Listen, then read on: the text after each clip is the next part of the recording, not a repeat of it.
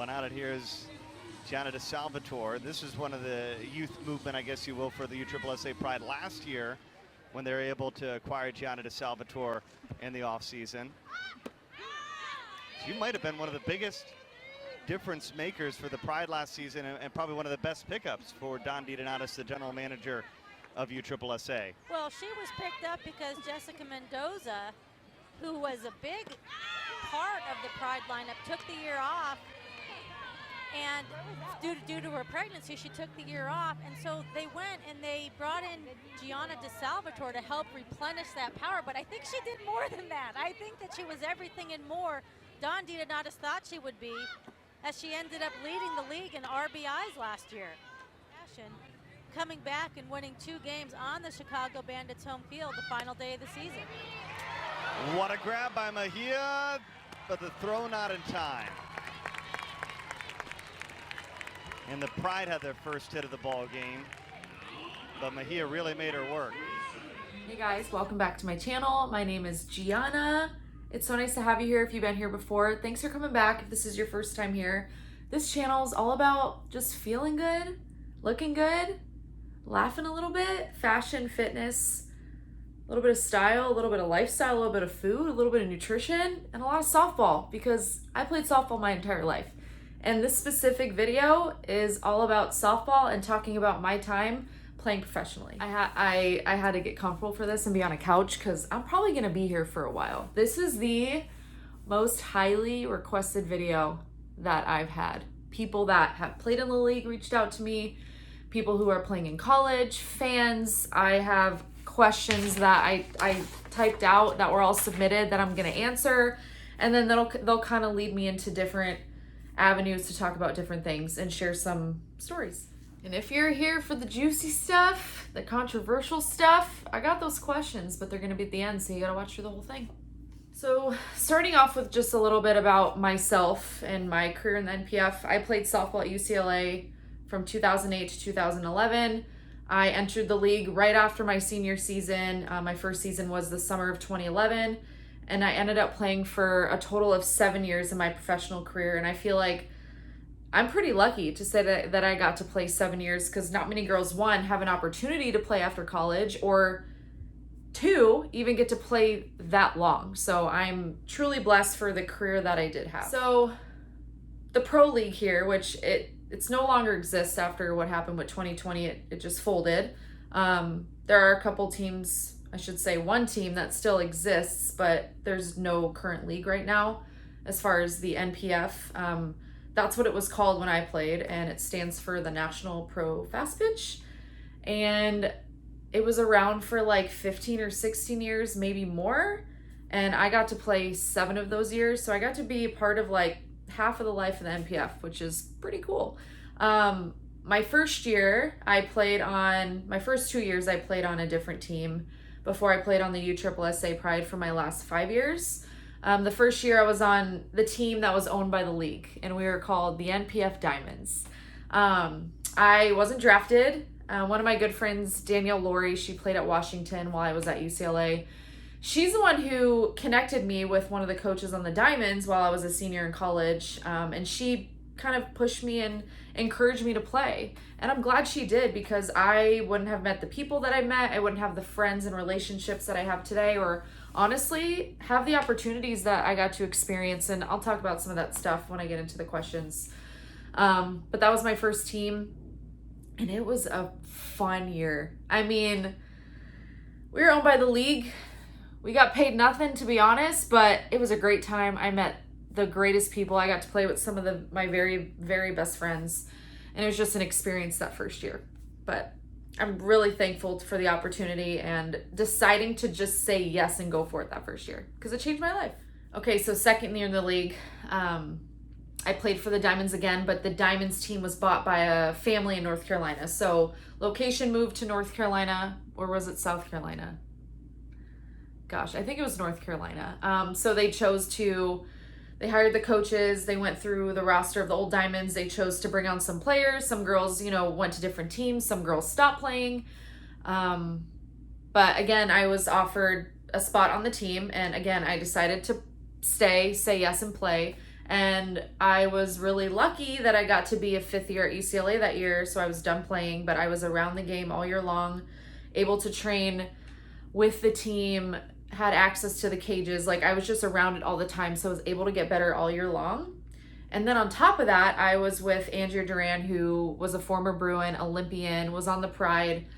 I got to train with her. So she made me better, not just my skill set and hitting. We would hit together all the time. We would go get Jamba Juice smoothies and hang out. But she's the one who introduced me to CrossFit. And I don't do CrossFit anymore, but just training in general. Now I have a passion for it, and I have her to thank for it. You know, she got me into the kind of intense atmosphere and just challenging myself. And it was just a great way to stay competitive in the off season. So I trained my butt off that year, and I had probably one of my best top 2 offensive years in my entire career. I led the league in home runs, and that's kind of laughable to me because I'm not a home run hitter. And if you know me, you know I'm not a home run hitter, but shoot, that year I had an incredible offensive year. There was some issues with the team and you know, changing coaches midway through, but it was a blessing in disguise. I played with amazing people, and we were actually that team that was just very underrated. We weren't expected to do anything, but we were beating the Pride multiple games in a row.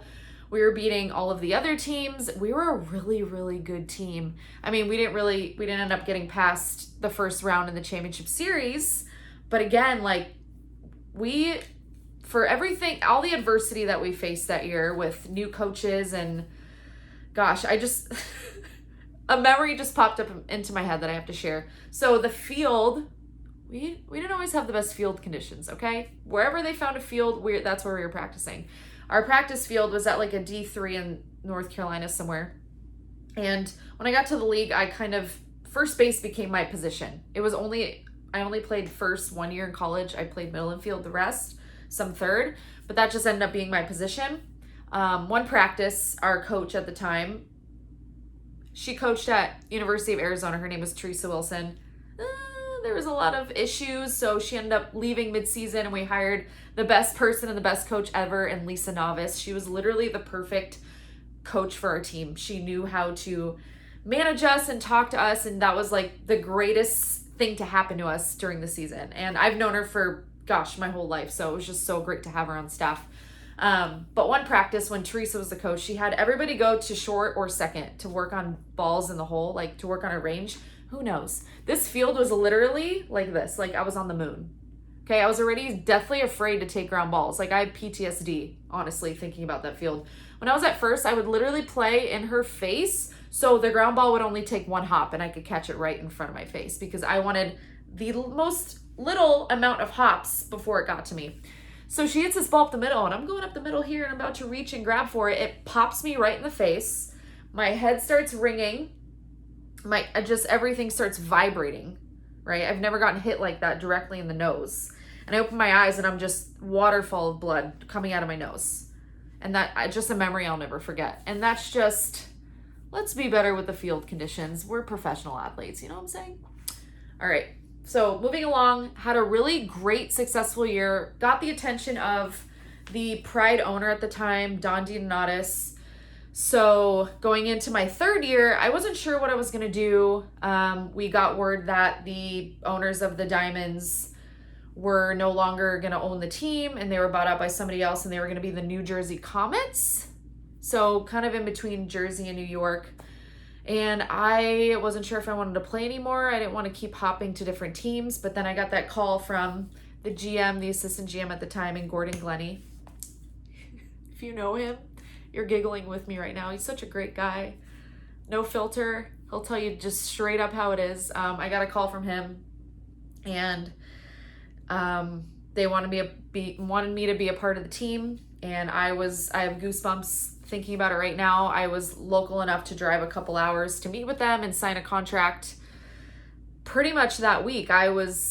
What they offer, the pay, and just how they treated us was next level compared to what I got my first 2 years. So it was a no-brainer for me, like 100%. I was signing, I was playing, and I was so excited to be a part of that organization. And if you knew the Pride and if you knew the league, the Yankees of the league, you know, like the talent level, the people on that team, the success they had, and how good they were, and how they just held themselves. And again, how the team was treated was something I wanted to be a part of.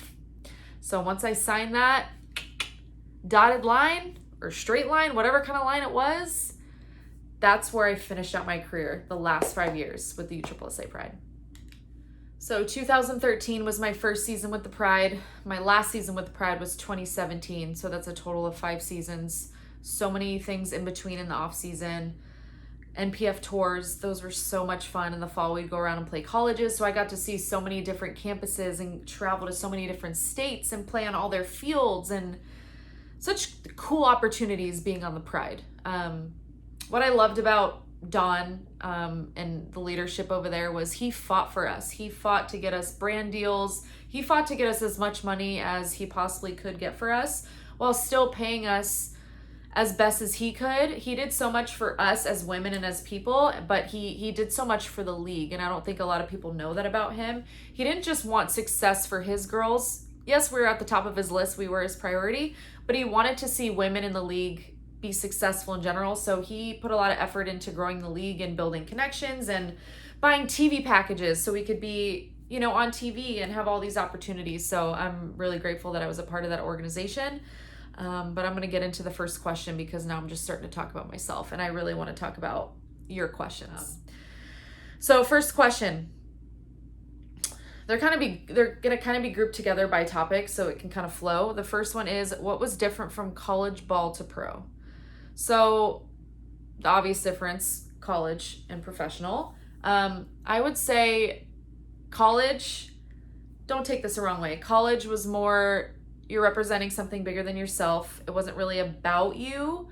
You prepared for the big moments so you could come through for your team. Yes, everybody had to put in the individual work, but you're representing the university. You're representing the alumni that came before you. You're representing the girls that are going to come in after you. Like, it's just so much more than you, and that's why we never had our last name on the back of our jersey, because it was just never about us. It was about the 4 letters on the front of our chest, and just the culture and the family atmosphere was just it's second to none. I mean, if you know UCLA, you know the Bruin Bubble. We stay connected for life. We come back and we all know each other so well. It doesn't matter if we play together or not. It's because we all come back to the program. So I'd say very family oriented, culture, camaraderie, all of that. It's way bigger than you. And when you get to the pro league, it's more of a business, right? At the end of the day, you're thinking about yourself. You do what you have to do to stay playing, and you have to have uncomfortable conversations about money and about contracts, and there's sometimes conversations about trades and being released, and you just can't take things personal because you have to understand that it is a business and it's a part of it. So I'd say that's the biggest separation, is more team representing something bigger than yourself, and then more individual based, more of a business kind of approach, I guess you could say. So I would say those are the main differences as far as that aspect. And then the other thing I immediately think of is, in college you play with and against only the same girls within 4 years of you. So if I'm a senior, I'm playing with freshmen, or freshman senior, so about 3 years difference. In the league, you're playing with girls that could be 10 to 15 years older or younger than you. So there's a cross of generations. You're playing with people that you grew up watching. Now you're playing with people from other programs that you're getting to know on a more personal level, instead of seeing them on the opposite side of the field and competing against them. And then you have the girls coming up that you watched in college, being out of college. So now you're getting to know them on a more personal level. And I think that was obviously a really big difference, and probably one of the coolest things about the league. The next question, were practices and workouts as intense as college? It was different. Every year in the pro league, we had a different coach, so it kind of depended on their coaching style, and it also depended on what part of the season we were at. I think I only repeated a coach for 2 seasons, I'm pretty sure, and we had different assistants every year. So it really depended on the time of the year. So spring training was pretty demanding on the body, going from 0 to 100 really fast, because think about in the off season, we don't really do much besides just train. Practices in spring training, we would go early in the morning before it got really hot because we trained in Florida. That's where we lived, where the Pride was. And then sometimes come back in the evening and do scrimmage or hit or whatever. So we would have 2-a-days. So I would say spring training was the most intense part of our season. And then once we got into the swing of season, we were traveling and playing so often that practice was more of just getting together to take ground balls and hit. And sometimes we'd have like a controlled practice, kind of touch up on everything that we needed to work on from getting feedback in the games. But I would say more intense spring training, very lax during season, kind of depended on the schedule. And again, it depends on the coach. Some coaches were very defensive oriented, so we would do so much defense. Some coaches were all about offense, so we would do so much offense. But what I loved about coaches that I had is it can be intimidating to coach in the league. Think about all the players that you're coaching and you're talking to, like Olympians, All-Americans, national champions. Like, they're already so great. So I understand how it could be kind of intimidating, but at least for me, I'm speaking for myself when I say this, I love to be coached. I want to continue to get better and be coached. So I love the coaches that would speak up and tell me, hey, try this, do this. I think you could be better if you made this adjustment or this tweak. Try it, see what you think. I respected and appreciated those coaches. And the one coach that comes right into my mind immediately is JT. He was the assistant at Washington. He recently just got the assistant position at the University of Georgia. Big defense guy. Huge. He worked so hard with me on defense. I would stay late or come early, but I just genuinely enjoyed him as a person and as a coach. He wasn't afraid to coach us, and I just love that about him. And I just love being around him. That was a great season. That was my first season on the Pride, 2013. That was a great year. We ended up winning that year, but his thing was defense. Every year he'd bring us, after every weekend, he'd bring us the stats for defense and see how we could improve. So we were just always hammering the defense side of it. But I love him. I love JT, which is also cool. You get to play for coaches that coach in other programs. So you get a feel for their style of coaching too, and a new perspective instead of just what you learned in college. And that was refreshing, and I loved it. I appreciated that. But as far as workouts go, we didn't have a strength coach. If you didn't want to work out, you didn't have to work out. But they would make us do running at practice, maybe some foul poles, maybe some sprints. We had one spring training where this guy, Jeff, he was Canadian. He played professional slow pitch. He had us do all these like fun drills where it had like cardio, like sneaky cardio in them. And they were fun. We were having fun, but we were dying at the same time. So to me, that's more enjoyable than just running foul poles. And there's more of a purpose there when we're actually moving like we would in the game instead of just running foul pole to foul pole. So they would have us do that. But as far as like strength training and that kind of stuff, that was on our own. I trained like an animal. I still do. I loved it. So I would either train before practice at the gym. I'd get up early and get to the gym, head to practice, and then that was it. I'd get it done in the morning, and then same thing on game days. I would work out as well. So the training side was on us. And yeah, that answers that question about training, practices, and workouts. Okay, next question, since we're on the topic of practice. How important was tee work in your preparation? I love the tee. Gosh, if you know me, if you played with me, I'm in love with the tee. I would marry the tee. I was married to the tee when I played. All the way from, I would say, high school, college, pro. Here's the thing. This was my mindset. The tee is what built me and made me the hitter that I was. So why would I abandon the tee because I'm now a professional athlete? If anything, you hammer those drills and those fundamental, foundational things that made you great, and you keep doing them. It doesn't matter how old you are or how good you are. And those are the things I try to tell younger girls is these drills you're doing now, you're going to do for the rest of your life. You're going to do these throwing drills and these glove work drills and these tee work drills forever, as long as you're playing. So I took pride in the tee. It was a routine thing for me as well. Once we got traveling and going to Chicago and Akron, they knew me and they knew my routine. So they would ask me, hey, Gianna, is it okay if I put the tee here? Because I was one of the only ones who stuck with the tee and did it before every game. So they were like, we're going to set you up here. We got you some balls. Here's your tee. Or, you know, it was just ready for me. Or they were always making sure that it was there for me. It was just, when you thought of Gianna, you knew that she did tee work. And it was just something I was consistent with. But again, it kept me feeling good. It was also a routine for me. It got my mind right. I like to, for me, preparing for a game, I like to do certain drills to kind of feel certain things before I take a full swing. And again, it's something that I stuck with, and it was huge in my success. One, in becoming the hitter I was, but then keeping me where I was once I got there, and even progressing me. It was that one thing that I could just always go back to that was consistent. When I wasn't feeling great, I would show up early, I'd be on the tee. If I was feeling great, I would show up early and I would be on the tee.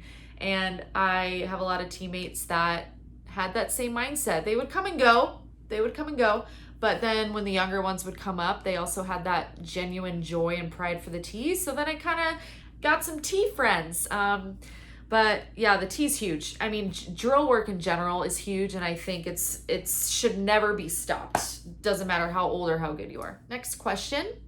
What was everyday life like as a USSSA Pride player? Again, this depended on where we were at in season. A spring training day, we would wake up early, practice. Some would work out before practice, some would work out after practice. I say like workout, like gym, like lift, or whatever they wanted to do. And then our thing, we were in Florida, we would lay out. We'd go by the pool, we'd go to the beach and just kind of relax. We'd eat food. We'd hang out. If there were some local spots, we'd end up there later in the night. But honestly, we were just so drained from everyday practice that we would just find ourselves relaxing. There were some days we'd go to the mall. Spring training it's pretty fun and chill. But when we had the double days, we would just kind of chill in the middle of the day, shower, relax, eat before we had to go back. When we were in season, depended on where we were, everybody has their own game day routine. Myself, I like to work out. I like to just kind of move around. As you get older, you get a little stiffer and you want to make sure you're feeling good and you're stretched and your blood's flowing early in the day, because then it's just a lot easier to warm up at night. Some people like to sleep in.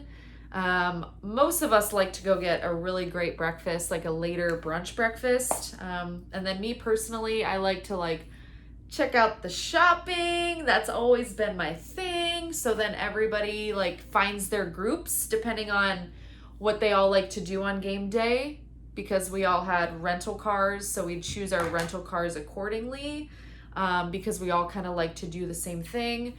My group for majority of my career for 4 of the years was Andrea Duran. I was in her car before I could get a rental car. And then it was Chelsea Thomas and Jordan Taylor. It was us 4. We'd all like to do a big breakfast. Me and Dre were the ones that really enjoyed working out in the morning. And then we'd all meet and go to breakfast. And then we all like to shop. We all had that common interest of shopping. So we'd kind of shop around, grab lunch somewhere, go back to the hotel, relax, get ready for the game, head to the game. And we'd get a good dinner somewhere. And we all had our dinner spots depending on what city we were in. We all appreciated every city for the food. We'd always think about, I can't wait to go to Akron so we could go to the Rail. And you know exactly what I'm talking about if you played in the league. The Rail was this burger place, gourmet burger place, fancy industrial. And they had all the fries, sweet potato fries, thick cut fries, truffle fries. It was so good. So we had our places depending on where we were. And then going to Chicago, obviously the shopping is next level. So we'd always make time to go to the outlet mall or get into the city and just do fun things. We tried to make it fun and really explore wherever we were. So really depended on that part of the season. or what part of the season we were in. And then in the off season, everybody goes back to living their lives. Obviously, our job is to stay in game shape and to train. So we were hitting year round, and defense, everybody has their own routine and thing. And we're all training, working out, depending on what we like to do, or kind of to stay in shape and stay ready. All right, next question. What's funny is I'm only on question 5 and I have about 18 here. This is gonna be a long video. Grab some coffee, grab some water, grab some food, whatever you need to do. Just let's hang out, let's chat. So next question, greatest experience playing pro. I can't think of one experience, honestly. I think the coolest thing about pro, like I said, is just generations crossing, right? Getting to play with people of different generations and different programs. But my full circle moment, I share this every time and I get the chills, is I grew up idolizing. When I say idolizing, I was obsessed with Natasha Wally. She went to UCLA. I wanted to go to UCLA because of her. She played shortstop. I played shortstop. She was a lefty power hitter and really fast. I was a lefty power hitter. Wasn't as fast, but I wish I was fast, but I loved her. And I got to know her as a coach being at UCLA, but when I got to be her teammate, put on the same jersey as her, and sometimes hit after her, or be in the 3 spot and she was in the 1 spot, full circle moment, couldn't believe it, wild, like my wildest dreams, right? I never thought I'd be playing with her. And even alongside some of the other girls, Caitlin Lowe, Kat Osterman, Andrea Duran, Lauren Lappin, all these girls that were Olympians on the 08 team, Kelly Crutchman, mind-blowing. It's mind-blowing. So if you have a dream of wanting to play with somebody who's still playing, it can happen to you.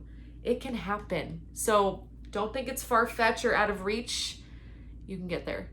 It's just a matter of how hard you're willing to work to get there, honestly.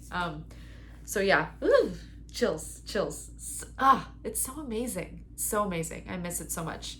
So I would say that's the greatest just experience as a whole in general. But I would say the opportunities that I had because I played pro was really what I'm most thankful for. Being on the Pride, Don created, he was the CEO of USSSA Pride. I don't know if I said that already. He built all these bridges and made connections with so many people. So we had more opportunity, and I had the opportunity, he gave me the opportunity to get to travel to Italy on 3 separate occasions, 2 to coach in a clinic and coach kids over there, and the other time to play. So we flew out at least 10 of us so we could fill a roster to play a 3-game series against the Italian national team, 3 different locations. So I saw so much of Italy because I was on the Pride, and because he saw something in me where he wanted me to go represent the Pride in Italy. So that was by far the coolest thing I ever got to do. Amazing. Like I said, I got to travel because I was involved in the game that I love. Like, that's crazy. Like, not many people can say that. So I would say those are the greatest experiences that I had playing pro. This was a good question. How come players tend to stay on the Pride longer than any other team? And they said, I feel like the player longevity in the league is higher than any other team as well, like being on the Pride. And that's because we get paid all year round when other teams did not. They just got paid for season. And there came a time when these players that were so good and they were peaking had to retire simply because they weren't able to leave their full-time job anymore for 3 months to play softball. They were losing money. And then it got to a point where their job just wouldn't let them do that anymore, just to completely leave. They did it for as long as they could. But again, we had that stability and that check coming in every month where we were able to play a little bit longer because of the opportunities that we had being on the Pride. And that was the biggest difference, honestly. It was just more money, more opportunity, and that's really it. That's why you see a lot of the Pride players really still playing to this day. All right, next question. What was it like playing on a team with Olympians and some of the best athletes in the world? Did it change the way you played, thought about the game? Like perspectives from teammates, people you've played against, etc., etc. It was incredible playing with Olympians. Just to see, like, you see them when you're not on their team, you don't know them. You see them, how good they are, right? But you don't really know what goes into their pregame ritual or the conversations in the dugout or the conversations with teammates. So you don't really understand, like, how just their softball, how great their softball IQ is and how well they know the game themselves. So, for example, I'll never forget this, how they just go about warming up and doing things. One of my teammates, Caitlin Lowe, center fielder, University of Arizona Olympian. She played center field, and we would hit on the field before every game, and we would just be there like kind of shagging, standing out in the outfield, relaxing, having conversations, and we knew she was in center field, taking balls as if she was in the game. She was diving for balls. She was getting a read on these balls that we were hitting, just BP, as if it were a game, and she would lay out for balls. And we knew that the center field area was like the shark zone, and not to go anywhere near her and let her do her thing. And that gives me chills. That right there, that the way she just goes about taking reads off of live at bats and pregame hitting? Are you kidding? How many other athletes actually intentionally do that and do it consistently every game? Please. That is why she was so great and that she did what she did, is because of little things like that. And I want these kids to understand that. It's not just about all the cool stuff you see in the game. It's about all the stuff that you don't see that they're doing before the game or not even at the field that just makes them so great. It makes them so great. So just seeing that effort, I was like, hell yeah. Hell yeah. Like, I love it. I loved it. And then just talking with teammates, Kelly Crutchman, Tasha Watley, just getting feedback from pitchers and talking about plans with hitting, and it had me thinking differently too. You know, it grew my softball IQ just watching them play, but then having conversations with them throughout the game too. So yeah, it made a huge difference on me. It made a huge impact on me. And it showed me what greatness really is. It's not just about what they're doing on the field. It's about everything in between that you don't see.